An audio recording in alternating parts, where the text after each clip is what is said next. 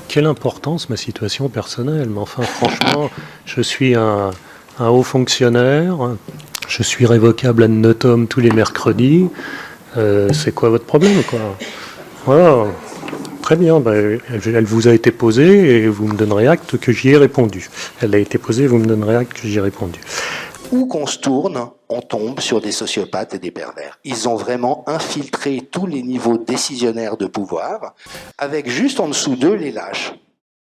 C'est-à-dire ceux pour qui leur intérêt personnel est plus important que le reste, donc ils vont pas faire de vagues, ils vont pas compromettre leur situation. Grâce au rapport de l'APIH, on se rend compte qu'il n'y a eu que 2% Covid sur l'année 2020, que l'année 2020, c'est l'année où on a le moins soigné les gens et où les hôpitaux ont été le plus vides jamais enregistrés, et que la seule statistique qui restait, qui est pour faire peur, qui est « oui, mais regardez, en réanimation, ça a augmenté », eh bien en fait, ce chiffre, c'est complètement biaisé, puisqu'il a été construit artificiellement en changeant de terminologie et en considérant que les soins intensifs et soins continus seraient désormais des réanimations. Parce que l'urgence a permis de balayer d'un revers de la main état de droit, études scientifiques, débats. C'est cette urgence-là a permis effectivement de mettre en place ce système qui est bien ancré, malheureusement. Le tout a été vendu avec de l'ingénierie sociale pour faire croire aux gens que s'ils participaient au système, c'était un acte d'altruisme et de solidarité. La guerre entre 2011 et 2021 a été probablement, bien qu'elle fût terrible et atroce, moins pénible que ce que subit le peuple syrien aujourd'hui depuis la mise en place des sanctions avec la loi César.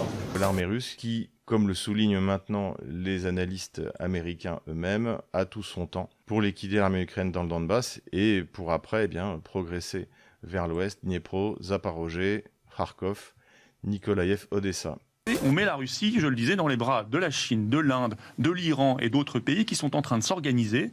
Les sanctions contre la Russie, finalement, n'ont aucun impact sur la Russie, puisque vous savez que l'Inde, depuis qu'on a mis les sanctions, achète 6 fois plus de pétrole russe et le revend ensuite à l'Union européenne, avec une marge. Donc nous, on est vraiment les dindons de la farce absolue. La lutte que le Mali est en train de mener contre le groupe terroriste, nous ne pouvons pas la gagner en violant les droits. Nous avons besoin de gagner les cœurs et les esprits des Maliens pour pouvoir. Le Mali n'a absolument aucun intérêt de s'engager sur cette voie.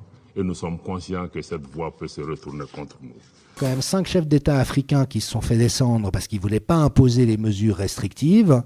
Qu'en Haïti, le président s'est fait descendre par un commando colombien mandaté par la CIA. Et que le lendemain, sa successeur imposait les masques et les restrictions. Il a rappelé que le président de Madagascar s'est fait proposer 20 millions de dollars pour détruire le remède à base d'artémisia qu'ils avaient mis sur pied, et que Lubachenko, en Biélorussie, s'est vu proposer 980 millions de dollars par le Fonds monétaire international s'il acceptait d'imposer les restrictions à sa population. Ça doit être le rôle de la France que d'essayer de parvenir à ce concert des nations où l'on respecte les valeurs des uns et des autres, où l'on respecte le droit international qui, de façon d'ailleurs très sage, a prévu dans la Charte des Nations Unies un principe fondamental qui est celui de la non-ingérence dans les affaires intérieures des autres États. Но если страна либо группа стран не в состоянии принимать суверенных решений, это уже в известной степени колония. А колония таких вот исторических перспектив все-таки не имеет. Le temps de Dominique de Villepin, de Jacques Chirac qui disait non à la guerre en Irak, etc., il est malheureusement loin et il devrait revenir. La France devrait être une puissance d'équilibre et de paix. Si les États-Unis d'Amérique arrêtaient de donner en permanence le satisfecit sur tel ou tel pays, ils ne créeraient pas cette espèce d'antagonisme, cette espèce de rancœur permanente que 80% des pays du monde vouent aux pays occidentaux.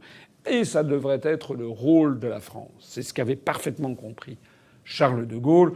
Il y a une grosse part, c'est d'arrêter certaines choses.